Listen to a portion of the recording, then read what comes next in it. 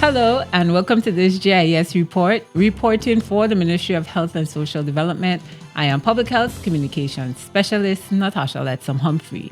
As we swiftly approach the peak of the hurricane season, today we want to discuss medicine safety. Here with me today is our Chief of Drugs and Pharmaceutical Services, Mrs. Gracia Wheatley Smith.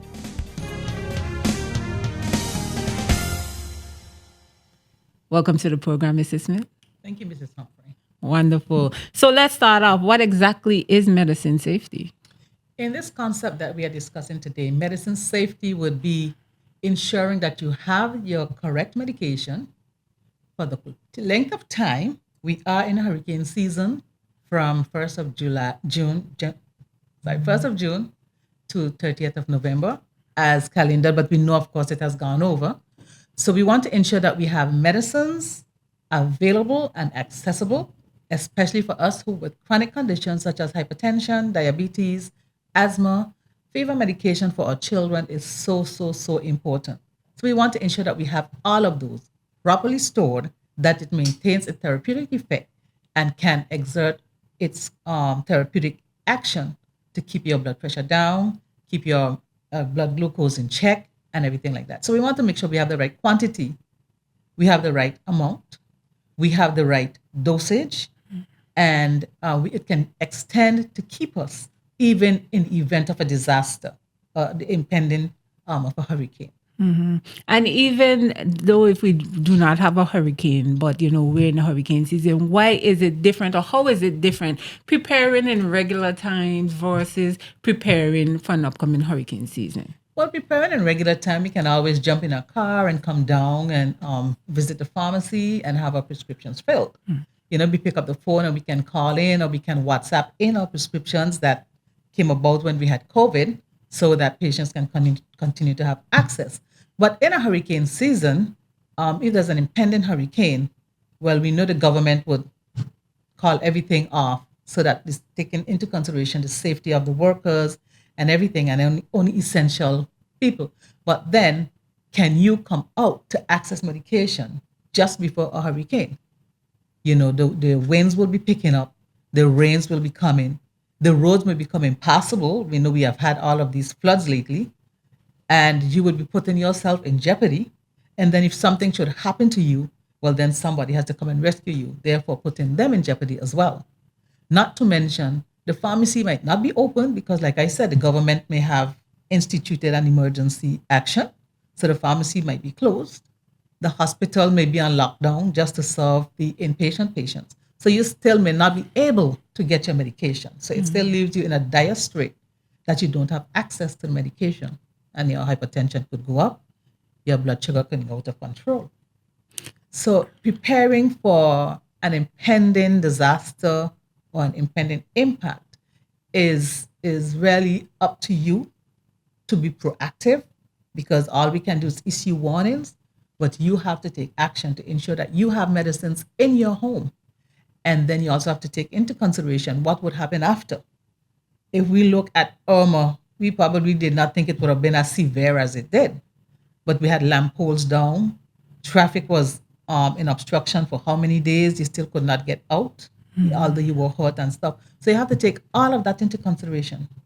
Definitely. And what would that timeline look like? We have different phases of preparation when we come to, the hurricane season. We have the before, we have the during, and the after. And then you have to take into consideration the type of medication. What are your ailments? So how does that guideline look before a hurricane, taking under consideration the myriad of different users? What would you suggest? My suggestion has always been that if you are someone with a chronic illness, most likely you have an active month supply medication that you're taking. That may not be sufficient to take you over the impact of a hurricane. So hence my suggestion would be to get an extra month supply. I know that there are some insurance companies that would pay for that extra month supply for you to have at all times during the extended period of, of the hurricane season. I am not quite sure if NHI would allow anyone, according to their software system and the program that they run, if they would allow individuals to have an extra month supply. But your health is important. So even if you would have to purchase that extra month supply and dialogue with the pharmacy that this is what you are keeping in store in the event of, well, then you should do that and be proactive for your own health. Okay?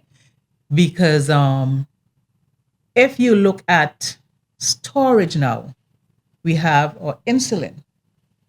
Well, in the days gone by, most of the insulin had to be refrigerated.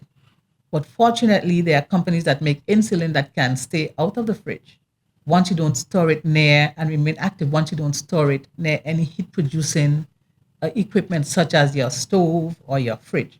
But in a corner away from sunlight, it can safely stay. Or you can buy an insulated bag that is made designed just for that, to keeping your insulin cool. And therefore you can have that just like your lunch kit, but it's properly designed for storing of insulin. So taking that into consideration, I would say get a extra month supply, keep that safe. So don't store it with your normal meds that you're taking. Keep it in a Ziploc bag so that if anything should happen, flooding, if your windows cave in and water is coming in, it can still be protected.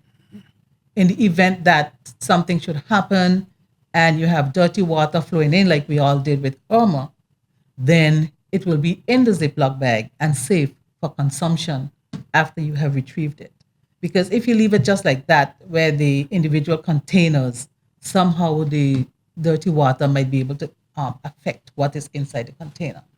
So we want to ensure proper storage that maintains the integrity of the medication, but also that it maintains therapeutic effect of the medication. We want to make sure we have that extra month storage in the event of anything.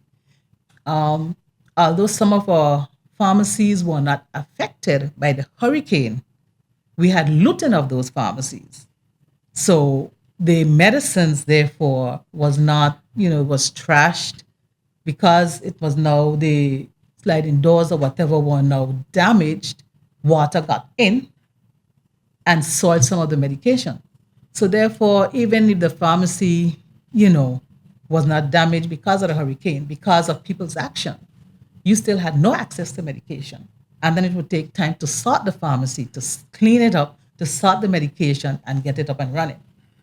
The limitation was at that time, Peebles Hospital Pharmacy, Dr. D. Orlando Hospital Pharmacy, was up and running.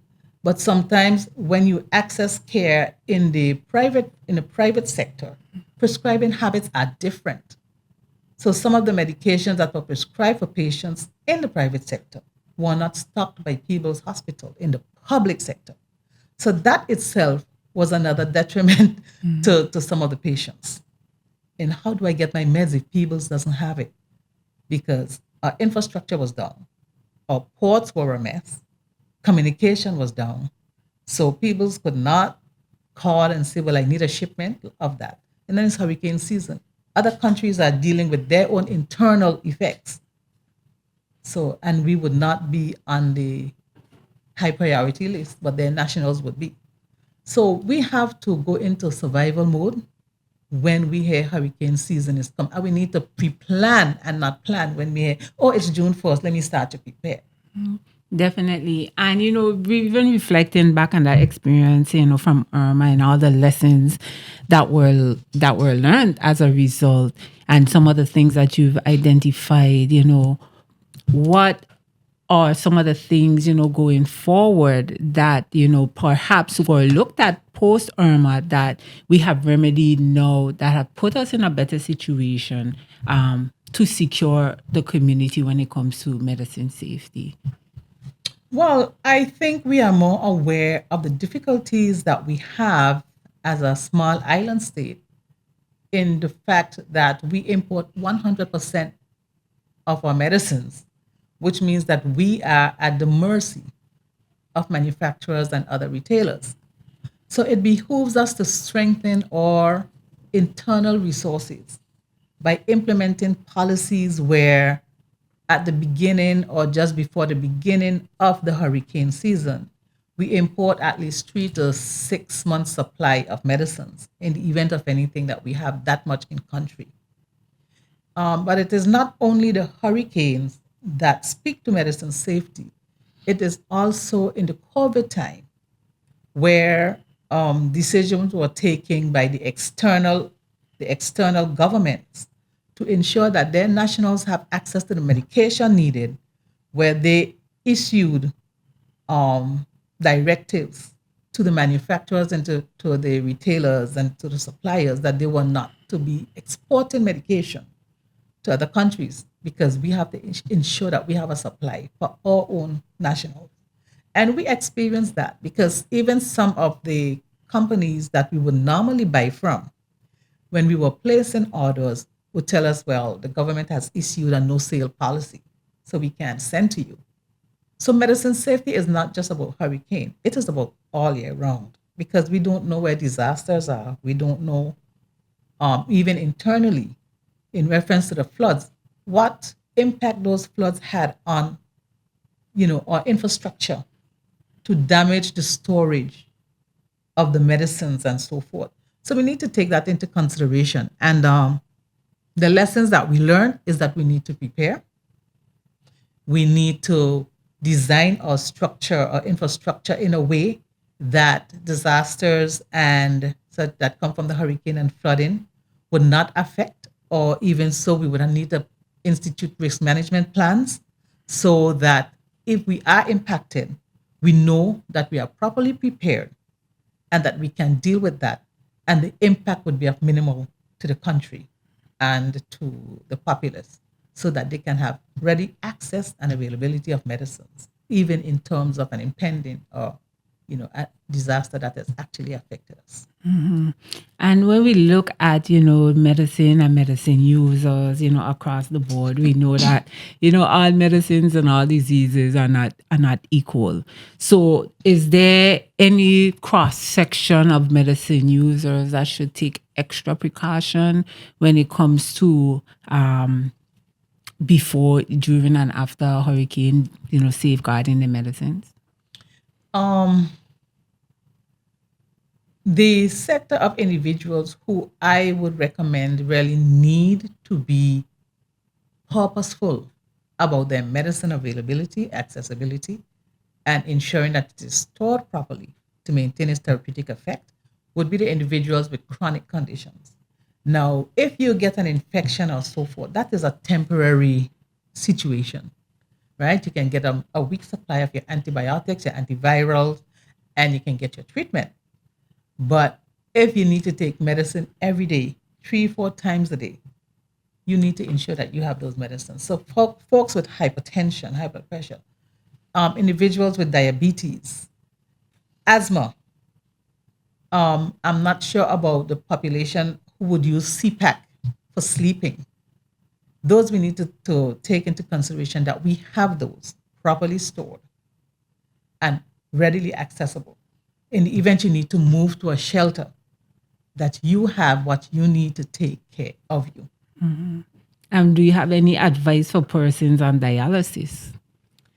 On dialysis, well, our dialysis unit department at the hospital really does a fantastic job with that in the event that when an impending risk is coming, they schedule the patients accordingly so that they can get their dialysis treatment that will be able to take them through what is projected. So they really deal with our patients good. But we know our dialysis patients come with a myriad of conditions because most dialysis patients is not just dialysis.